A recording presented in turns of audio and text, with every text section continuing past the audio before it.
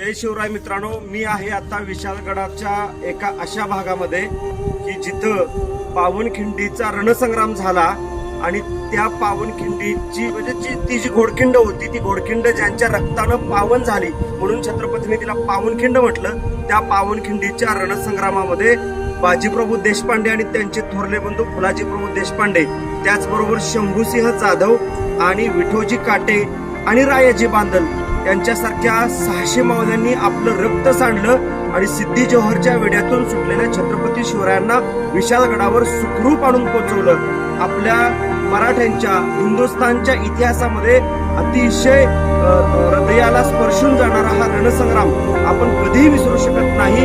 अतिशय दुर्गम अशा भागामध्ये छत्रपतींनी या 2 मावळ्यांच्या या समाधी इथं बांधलेल्या आहेत. आपण त्यांचं खरं तर कायम स्मरण करायला पाहिजे.